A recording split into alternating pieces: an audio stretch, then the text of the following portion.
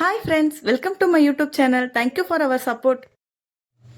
என்னப்பா அப்பா அம்மா வராங்க, என்னப்பா ஸ்பெஷல் நடந்துட்டு இருக்குது வீட்டில்? ஆமாப்பா, அப்பா அம்மா வராங்கன்னு சொல்லி சரி, சிக்கன் கிரேவி வைக்கலாம்னு சொல்லிட்டு ஓகே. சிக்கன்லாம் ரெடி பண்ணி வச்சிருக்கேன். அதோட என்ன சொல்றீங்களா? ஓகே, மஞ்சளும் கல்லுப்பும் போட்டு நல்லா சிக்கனை வாஷ் பண்ணி வச்சாச்சு. அதுக்கு தேவையான வெங்காயம், தக்காளி, இஞ்சி பூண்டு பேஸ்ட்லாம் வச்சாச்சு. இப்போ நம்ம அடுப்பை பற்றி தேவையான அளவு எண்ணெய் ஊற்றிக்கலாம்ப்பா. ஓகே. குக்கரில் வச்சுருக்கேன் நான்.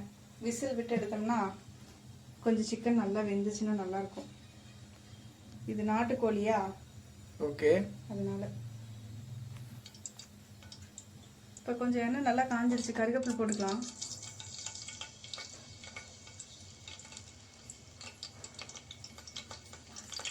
கருவேப்பிலை நல்லா பொரிஞ்சதுக்கப்புறம் கொஞ்சம் சின்ன வெங்காயம் ஆட் பண்ணிக்கலாம். பெரிய வெங்காயம் ஆட் பண்ணிக்கலாம்ப்பா. பெரிய வெங்காயம் ஆட் பண்ணி நல்லா பொன்னிறமாக வர வரைக்கும் கொஞ்சம் ஃப்ரை பண்ணிக்கலாம். எதுக்கு பெரிய வெங்காயம் ஆட் பண்ணுறோம் அப்படின்னா, இஞ்சி பூண்டு பேஸ்ட் போடுறோம்ல, அப்போ தனியாக இஞ்சி பூண்டு பேஸ்ட் மட்டும் போட்டோன்னா அப்படியே ஒட்டிக்கும் பாத்திரத்தோட. ஸோ அது ஒட்டாமல் இருக்கிறதுக்காக கொஞ்சம் பெரிய வெங்காயம் போட்டோம்னா அது அப்படியே இதாகிக்கும். பெரிய வெங்காயம் கொஞ்சம் பச்சை வாசனை போனதுக்கப்புறம் ஒரு 2 டேபிள் ஸ்பூன்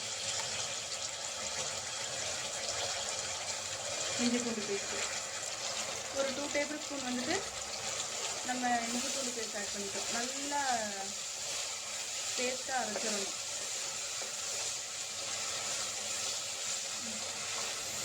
அது பச்சை வாசனை போகிற வரைக்கும் நல்லா வதக்கி விட்டுக்கணும்ப்பா. இப்படி கிண்டிகிட்டே இருக்கணும், ஏன்னா அடியில் பாத்திரத்தில் பிடிச்சிருக்கும் இஞ்சி பூண்டு பேஸ்ட் போட்டோம்னா. இந்த மாதிரி இஞ்சி பூண்டு பேஸ்ட்டு நல்லா எண்ணெய் திரண்டு வர அளவுக்கு வதக்கிக்கணும்ப்பா, பச்சை வாசனை போகிற அளவுக்கு. பாதியில் போட்டால் என்ன ஆகும்? பச்சை வாசனை போகாத ஒரு மாதிரி பச்சை ஸ்மெல் அடிச்சிட்டு இருக்கும். அதனால இதை நல்லா வதக்கி எண்ணெய் திரண்டு வரும். எண்ணெய் திரண்டு வந்தாலே பச்சை வாசனையெல்லாம் போய் நல்லா வெந்துருச்சுன்னு அர்த்தம். ஸோ அந்த ஸ்டேஜில் நம்ம என்ன பண்ணோம் அப்படின்னா, நம்ம நல்லா நீட்டாக வாஷ் பண்ணி வச்சுருக்கேன் மஞ்சத்தூள் கல்லுப்பெல்லாம் போட்டு நல்லா வாஷ் பண்ணி வச்சுருக்கோம். அந்த சிக்கனை ஆட் பண்ணிடலாமா?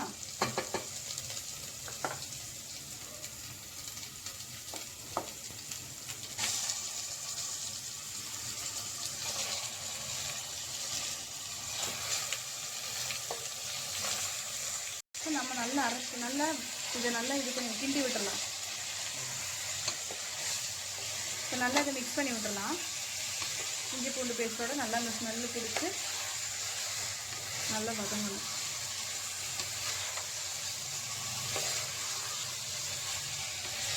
நாங்கள்லாம் வீட்டில் இருக்கும்போது இந்த மாதிரி ஸ்பெஷலாலாம் பண்ணி தர மாட்டீங்க. ஆமாம், வந்தாலும் ஒரு ஸ்பெஷலாக தான் இருக்குது. ஆமாம், அப்பா அம்மா என்றைக்காவது ஒரு நாள் தானே வராங்க, நம்ம எப்போ வேணாலும் எடுத்து சமைச்சிக்கலாம். எப்போ வேணாலும் நம்மளை படைச்சது சாமின்னு சொல்கிறாங்க, ஆனால் நம்மளை படைச்ச உண்மையான சாமி. சரி, இன்னைக்கு புதுசாக ஒரு ரெசிபி பார்க்கலான்னு சொல்லியிருக்கான். ஒரு 1/2 டேபிள் ஸ்பூன் கல்லு பேக் பண்ணிக்கலாம்ப்பா. சிக்கன் நல்லா உப்பு பிடிச்சி வேகிறதுக்காக ஒரு 1/2 டேபிள் ஸ்பூன் கல் உப்பு. ஆல்ரெடி நம்ம உப்பு போட்டு தான் கழுவிருக்கோம். ஸோ அதனால ஆல்ரெடி அதுலேயே உப்பு இருக்கும். ரொம்ப உப்பாயிராதுல்ல? ஆகாது. அதனால தான் நம்ம 1/2 டீஸ்பூனு. அதுக்கப்புறம் நம்ம கொதிச்சதுக்கப்புறம் தக்காளி வெங்காயம் எல்லாம் போட்டு வணக்குவோம்ல, தண்ணி ஊற்றி கொதிக்க விடும்போது உப்பு இருக்கா இல்லையான்னு கரெக்டாக பார்த்து அதுக்கப்புறம் உப்பு ஆட் பண்ணிக்கலாம். இப்போ கம்மியாக தான் போடணும். மசாலா எதுவும் போட வேண்டாம். இப்போ இதை மட்டும் நம்ம போட்டுட்டு கல்லுப்பு போட்டு நல்லா ஒரு கிண்டிடுறோம்.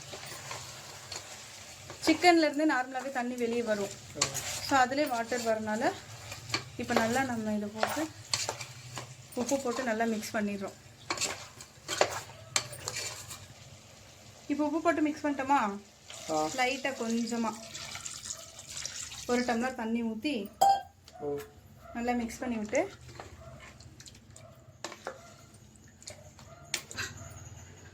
இப்போ குக்கர் போட்டு மூடி வச்சிடலாம்.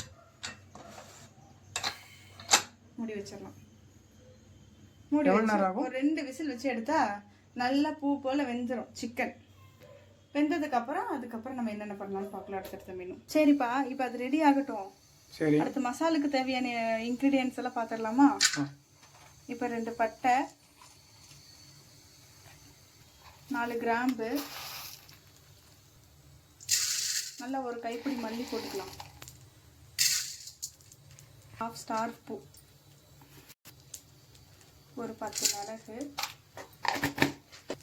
1 டீஸ்பூன் சோம்பு, 1 டீஸ்பூன் ஜீரகம். இதெல்லாம் எண்ணெய் ஊற்றாம ஒரு தனி வானில் நல்லா சூடு கொடுத்து வறுத்துக்கணும்.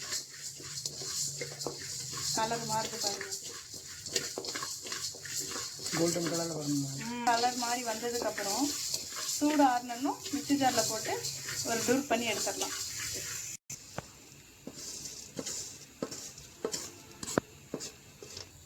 அடுத்து ஒரு வானிலை சூடு பண்ணி கொஞ்சமாக எண்ணெய் ஊற்றி எண்ணெய் சூடானதும் சின்ன வெங்காயம் ஆட் பண்ணிக்கலாம்.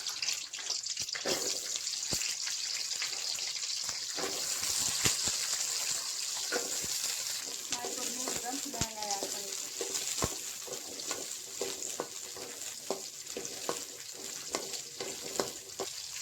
சின்ன வெங்காயம் நல்லா பச்சை வாசனை போகிற வரைக்கும் நல்லா வதக்கிக்கணும். பொன்னிறமாக வர வரைக்கும் வெங்காயம் நல்லா வதங்கிடுச்சுப்பா. இப்போ நம்ம தக்காளி ஆட் பண்ணிக்கலாம்.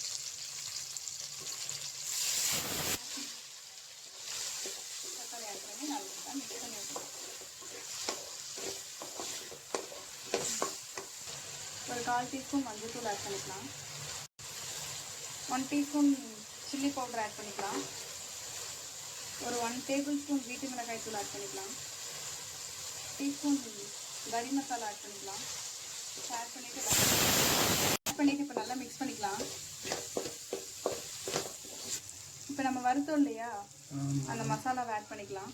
அரைச்சிட்டு வந்தாச்சு, அந்த மசாலாவை ஆட் பண்ணிக்கலாம். ஆட் பண்ணி நல்லா ஃப்ரை பண்ணி எடுத்துக்கலாம். நாட்டுக்கோழி அரைச்சி வச்ச சிக்கன் குழம்பு.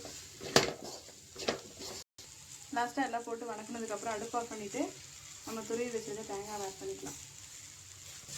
தேங்காய் ஆட் பண்ணி நல்லா ஒரு மிக்ஸ் பண்ணிவிட்டு கொஞ்ச நேரம் ஆற வச்சிடலாம். ஆற வச்சுட்டு மிக்சியில் அரைச்சி சிக்கன் ரெடி ஆகிடுச்சுன்னா சிக்கன் கூட ஆட் பண்ணிக்கலாம்.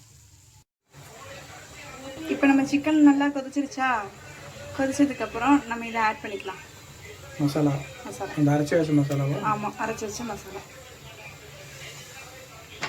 மிக்ஸ் பண்ணிக்கலாம். நம்ம சிக்கன் வேக வச்சோம் இல்லையா, அதுலேயே கொஞ்சம் தண்ணி இருக்கும். ஸோ அந்த தண்ணியோடு நல்லா வதக்கிக்கலாம். இப்போ இதை நல்லா நம்ம மிக்ஸ் பண்ணிக்கலாம். மிக்ஸ் பண்ணிவிட்டு நல்லா ஒரு கொதிச்சு வந்ததுக்கப்புறம் ஆஃப் பண்ணிக்கலாம் அடுப்பு. இப்போ மூடி போட்டு நம்ம மூடி வச்சிடலாம். நல்லா கொதிக்கட்டும். அந்த குழம்பு ரெடி ஆகிட்டு இருந்துச்சு, அது ரெடி ஆகிருக்குமா? ஓப்பன் பண்ணி பார்க்கலாமா? நல்லா கொதிச்சிருச்சுப்பா குழம்பு. ரெடி ஆகிருக்குமா? இந்த பார்க்கலாம். நல்லா கொதிச்சு எண்ணெய் திரும்பி வந்துருச்சுப்பா.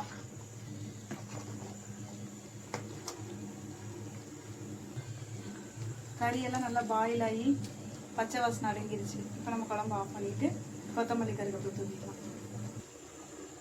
கொத்தமல்லி தூவிடலாம்.